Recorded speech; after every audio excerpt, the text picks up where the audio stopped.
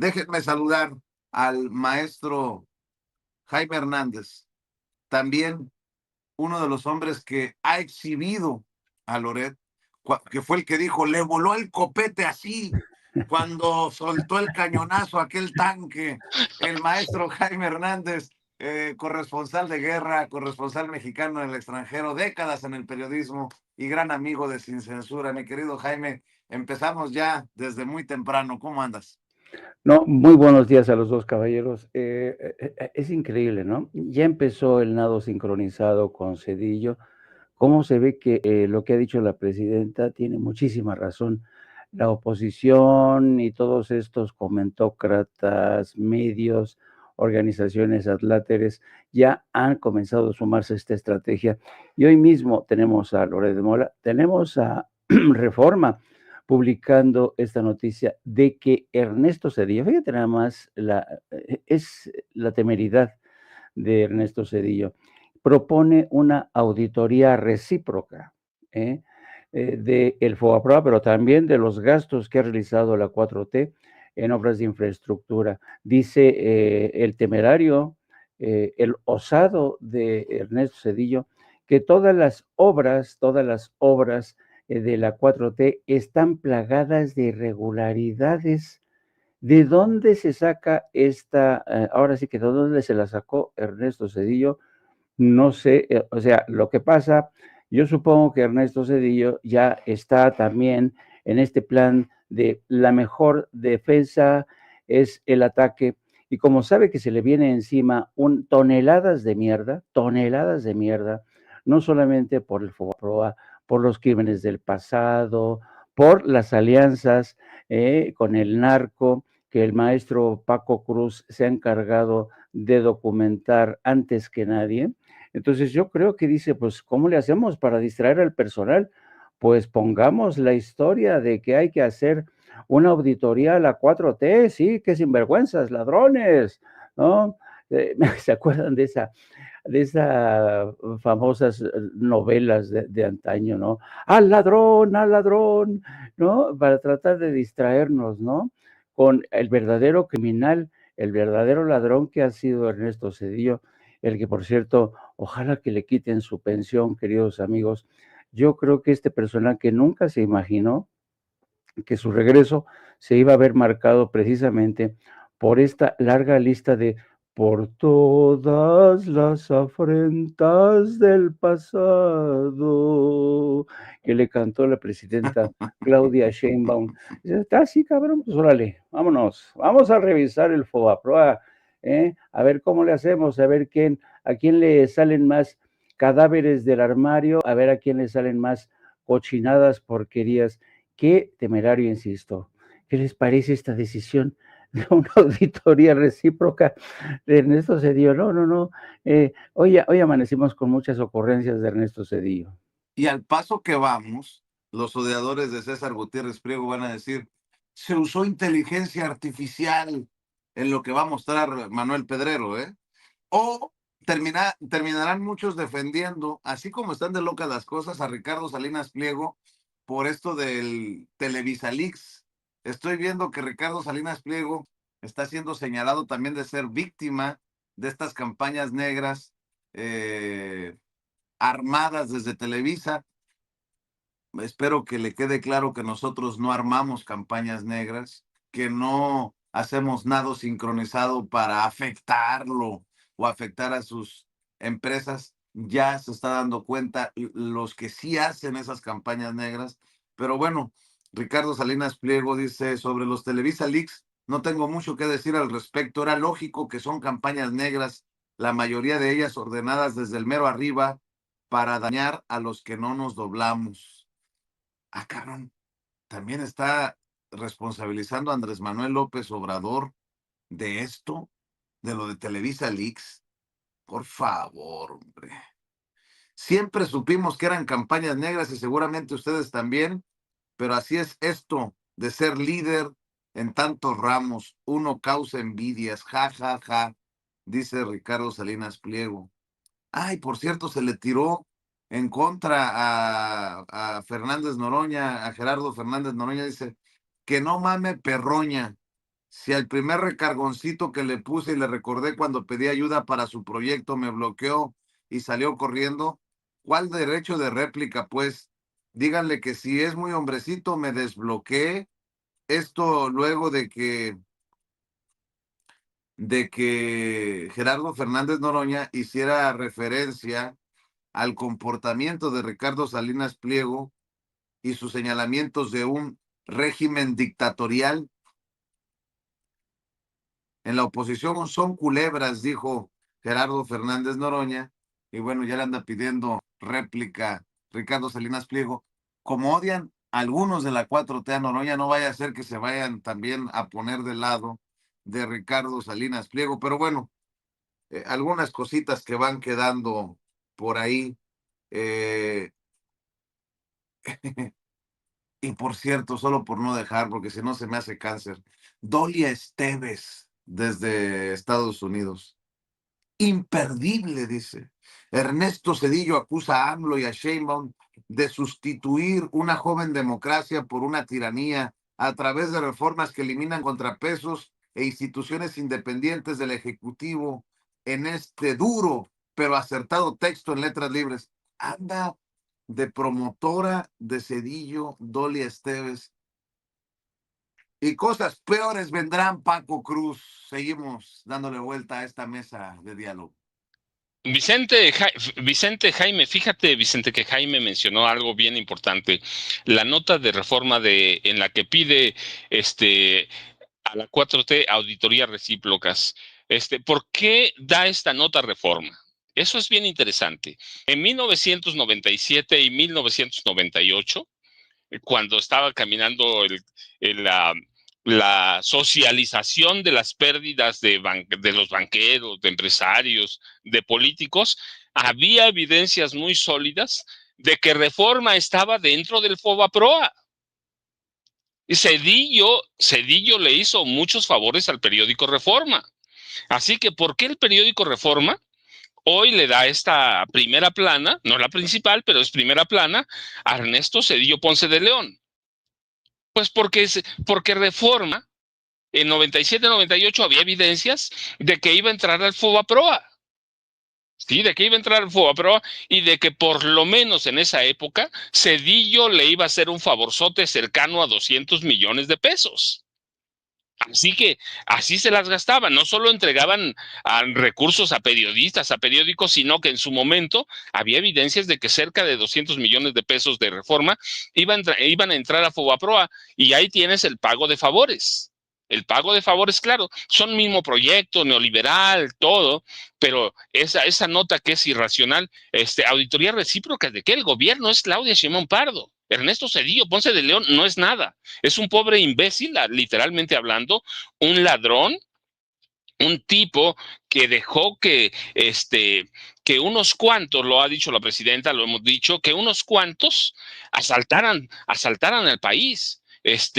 Entonces, ahí tienes el pago a favores de Reforma, ¿sí? Cerca de 200 millones de pesos de esa época, los metió Zedillo al FOBAPROA. Tienes el pago. En el caso de Loret de Mola, mira, pues es lo mismo. Es lo mismo. Están tratando de rescatar la figura de un líder, y yo digo octogenario, pero líder al fin, porque no tienen a nadie tienen. Y tú, fíjate, hiciste una observación bien interesante, Vicente, ¿sí? Este imbécil no entiende la diferencia entre regalarle 1.3 billones de pesos a empresarios ladrones, políticos ladrones, y banqueros ladrones, y periodistas ladrones también, aludiendo al presente. No tiene esa diferencia de regalarles 1.3 billones de pesos, de bañar recursos sociales para las clases más necesitadas. Este tipo, y digo, es un imbécil porque, por ejemplo, y eso te lo digo porque lo he documentado, con datos oficiales de la Secretaría de Hacienda. Entre los gobiernos de Fox, aunque esto empieza con López Portillo, pero entre los gobiernos de Fox y el de Enrique Peña Nieto, cada año los empresarios, los grandes o los magnates de este país recibían beneficios por 600,000 millones de pesos anuales en cuestiones fiscales. Es decir, Vicente Fox, Felipe Calderón y Enrique Peña Nieto le regalaban 600,000 millones de pesos anuales solo en exención de impuestos. Aparte que les daban obras, contratos, permisos, servicios, todo. Nosotros pagábamos, yo recuerdo, porque lo publiqué por ahí en un libro que se llama Los Depredadores, que nosotros pagábamos más o menos entre 25 y 32% de impuestos y ellos pagaban 1.7%. Y este tipo está comparando eso, pero es comprensible porque son parte de las mismas pillerías. ¿Qué diferencia hay entre Loret de Mola y Enrique Peña Nieto? Ninguna. Viven como príncipes los dos. Entre Loret y Fox, ninguna. Uno tiene su mansión en Valle de Bravo, el otro la tiene en Guanajuato. ¿Qué diferencia hay entre Loret de Mola y Felipe Calderón? Ninguna. Son potentados. Este tiene su chalet suizo en Ayapango, ahí en el Estado de México, y el chalet suizo, y lo puedo comprobar además, ¿sí? Y tiene que su cabañita o sus departamentos en Houston, en Miami, que aquí tú lo diste a conocer abiertamente, que era una nota de quién, de Julio Cerroa, ¿cierto? Aquí lo diste a conocer, lo diste a conocer abiertamente, Vicente, departamentos en Miami, pero su mansión en Valle de Bravo, de veras, lo voy a decir como lo dicen en mi pueblo, Vicente, no tiene madre. Estos son los mismos. ¿Cuál es la diferencia? Por eso sale a la defensa de Zedillo regalarle a los pobres los programas sociales, y yo digo, qué imbécil. Verdaderamente, sí sabe lo que está haciendo, sabe lo que está diciendo, pero está defendiendo a las clases privilegiadas, que son las que lo mantienen. Entonces, y luego mira lo último, porque ayer lo platicábamos con Jaime, ¿quién verdaderamente a estas alturas del partido le ha hablado bonito al oído a Ernesto Zedillo Ponce de León para convencerlo de que él es el salvador de la patria, con tantos muertos que tiene ahí arrastrando? Con tantos muertos, para empezar, las pensiones. El día que venga y los pensionados se junten, tenemos que reclamarle. Él cobra su pensión de 143,000 pesos, 100% en el Banco de México. Bueno, me dijeron que era 97%, ¿sí? En el Banco de México, y a nosotros nos recortó 70%. Recibimos 30% de la pensión que debíamos recibir, gracias a Ernesto Zedillo Ponce de León. Pero la presidenta y nosotros mismos hemos sacado todo. Así que, ¿quién lo ha convencido que es el salvador de la patria? Los decadentes, Aguilar Camín y Enrique Krause. ¿Quién ha lavado el oído de que es un hombre, además, bienvenido a México? Hace 1000 años que no vive en México. Pero esto que hacen demuestra que la oposición no tiene un líder, no sabe para dónde va, no entiende lo que está pasando en este país, y Zedillo está perdido. Todavía no entiende el 18, pero claro, no tiene por qué entenderlo porque no vive aquí. No tiene por qué entenderlo porque es un tipo millonario, no lo digo yo, él lo dijo. Él lo dijo, que se hizo millonario gracias a los ferrocarriles. Bueno, acaba de vender una de sus casas por $3 millones, de acuerdo a una investigación de Julio Cerroa. $3 millones. ¿Quién tiene una casa de $3 millones, Paco? Pues solamente Loret lo puede tener, Vicente. Loret, Genaro García Luna, Felipe Calderón Hinojosa, que tiene un yatecito que no vale 3 pesos. Y en un descuido, Norberto Rivera Carrera también, con una limosnita que le caiga por ahí. Me dicen que tiene más de 20 casas y propiedades en el estado de Puebla. Sería bueno investigar. Entonces, son los iguales, Vicente, ¿sí? Ya lo dice George Orwell, ¿sí? Cuando se ven, todos son iguales de marranos. Entonces, la cuestión es, ¿quién le está endulzando el oído a Ernesto Zedillo Ponce de León? Enrique Krause, Aguilar Camín, son decadentes, son personajes muy corruptos. Uno se enriquece con Carlos Salinas de Gortari, el otro con Enrique Peña Nieto. Así que, ¿quién? Y Ernesto Zedillo, además, viene, y mira, lo digo, viene a exponer a su esposa. Por primera vez nos enteramos bueno, yo lo publiqué ciertamente en Las Damas del Poder, pero que tenemos a la segunda narcoprimera dama. La primera fue María Esther Zuno Arce, la esposa de Luis Echeverría. Así que si hablamos de narcopresidentes o de pues también podemos hablar ya de narco primera damas. Y eso gracias a Zedillo, que vino a exponer a su esposa. Y yo digo, ¿qué necesidad tiene este tipo, que es un imbécil, que dejó al país en ruinas, que causó u ocasionó la mayor crisis económico-financiera que ha tenido este país en toda su historia? Sí, que empeñó el petróleo de los mexicanos por 50,000 millones de dólares que le prestó Bill Clinton sin pedir autorización al Congreso de Estados Unidos. ¿Qué necesidad tiene de venir a exhibirse cuando este país ha cambiado? No entiende lo que pasó en 2018, no entiende que estamos más politizados y que tenemos una prensa independiente que se ve a través de ¿qué? De la plataforma YouTube, entre otras, y que hay programas como Sin Censura que ya no se van a callar y que van a decir lo que está pasando en el país. Así que yo digo, ¿quién convenció a este imbécil de que es el salvador de la patria, Vicente y Jaime? Pues quién sabe, mi querido. Por ahí a lo mejor hasta José Ángel Gurría se emocionó en alguna mesa con Alarraqui y fue el que le llamó para que regresara. Regrese, jefecito. Sandra García dice, anda con todo el maestro Paco Cruz. Fanny López dice, ese cabrón me dejó sin nada cuando devaluaron el peso en 1994. Martín Moreno dice, Norberto Rivera tiene gasolineras y granjas en Tehuacán, Puebla. Ay, Martín, se me hace que me vas a generar tanto interés que le vamos a empezar a rascar por ahí también para que brote la pus. Saludos a Saúl Castro por los $2 de Superchat. Mi querido Jaime, también hay que mencionar este tema que para la mesa, cuchillito de palo para México, Donald Trump. Aranceles, agua, gusano barrenador, fentanilo, migrantes.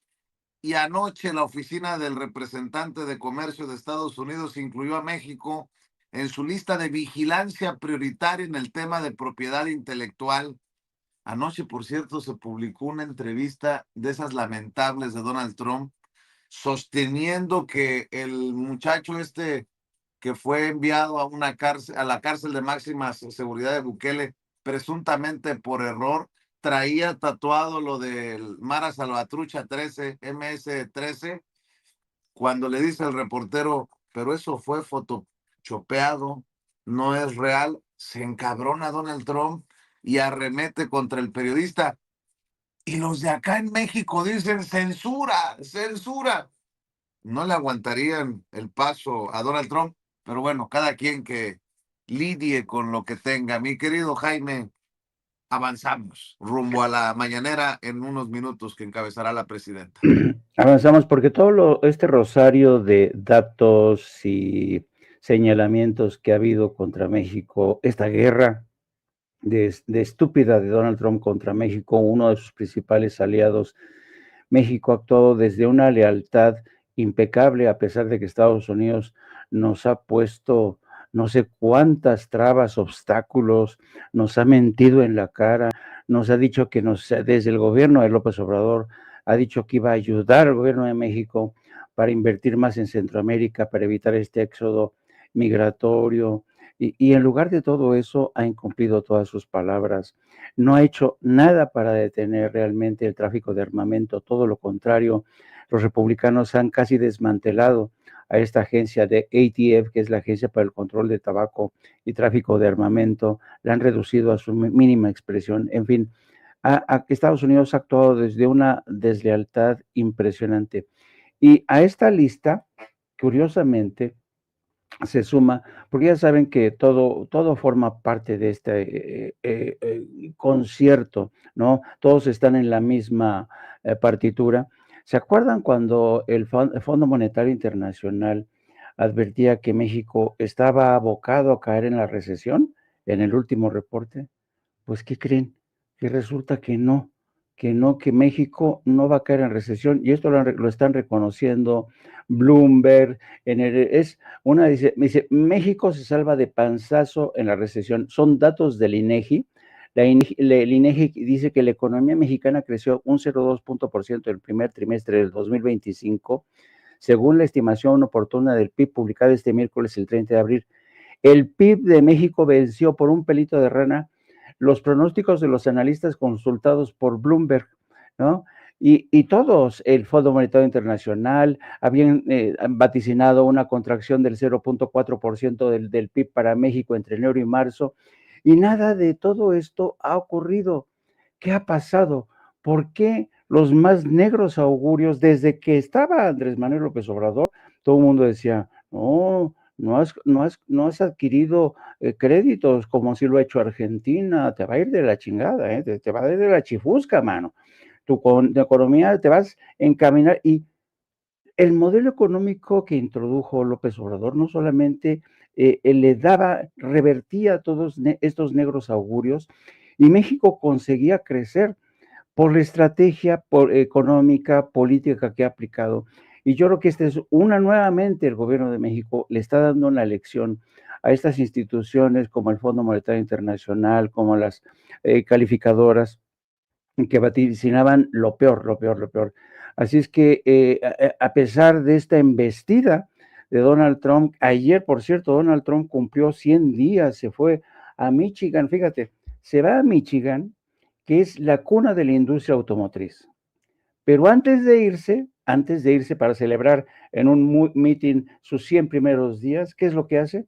Firma una orden para dar marcha atrás a todos estos aranceles que perjudicaban, que golpeaban a la industria automotriz, y nos dice, les perdono la vida nuevamente, me voy a Michigan y firmo antes de esto nada, porque si voy a Michigan, que es el corazón de la industria automotriz, sin firmar esto me van a mentar la madre. Se va a Michigan con sus correligionarios, con sus incondicionales de esta política tan asquerosa que practica Trump, que es como un culto. Es un culto lo que la política de Donald Trump, porque uno no se explica de otra manera la forma en que sus simpatizantes y sus fans siguen celebrando sus estupideces que han puesto Estados Unidos contra las cuerdas. Ya China dejó de comprarles la carne de puerco, ya China dejó de comprarle aviones, ya China dejó de comprarles sorgo, ya China dejó de comprarles aceite, petróleo y gas. Entonces uno dice, ¿qué celebra? ¿De qué tanto celebra, señor Trump? ¿No? Pero ha estado amenazando durante todo el tiempo.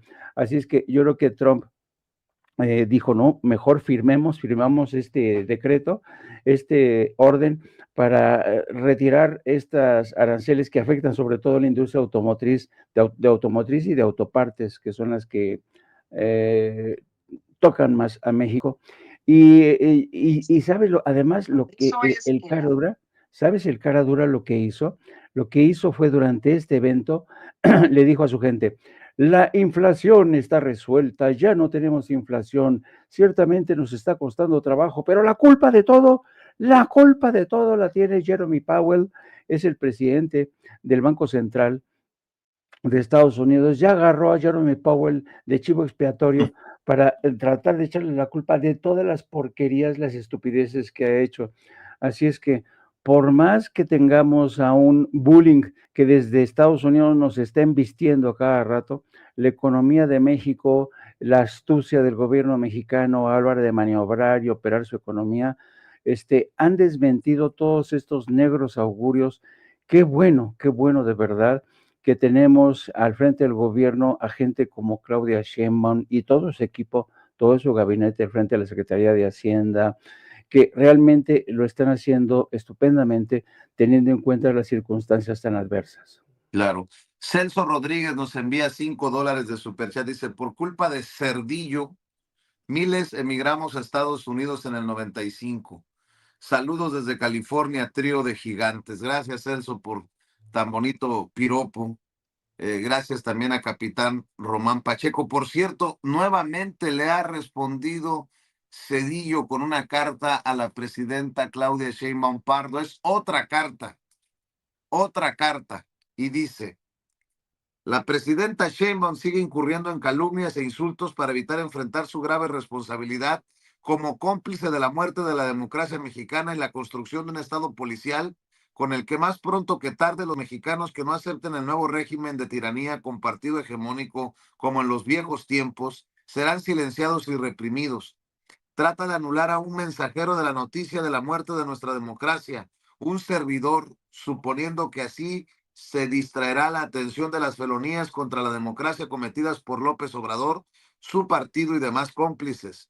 Reitero, desde que denuncié el pasado 15 de septiembre la supuesta reforma judicial y demás acciones del gobierno de Morena contra la República, sabía que reaccionarían con difamaciones e injurias. Tenía claro que romper el silencio que me autoimpuse como expresidente para no opinar públicamente sobre los asuntos de nuestro país tendría un costo significativo, pero siempre he tenido claro que hay algo mucho más importante que la condición y comodidad personal, México y la defensa de su democracia. Entre otras cosas, la presidenta me acusa de contar con una pensión de la institución a la que serví muchos años. Ese beneficio fue acordado con posterioridad a mi gobierno.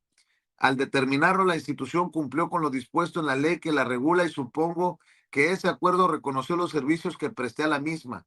Entre otras responsabilidades, me correspondió encabezar la renegociación de la deuda externa de multitud de empresas productivas generadoras de miles de empleos cuya viabilidad para seguir funcionando estaba en duda al estallar la crisis financiera de 1982, cuando el mecanismo que con la colaboración de varios colegas del Banco Central concebí, negocié con los acreedores extranjeros, promoví entre las empresas endeudadas y administré, por fin alcanzó su objetivo de reestructurar y reducir los pasivos correspondientes.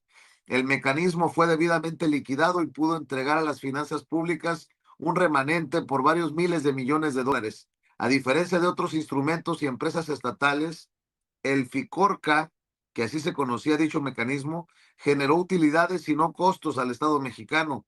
No me apenó, no me apenó aceptar la jubilación acordada y simultáneamente renunciar a mi pensión como expresidente.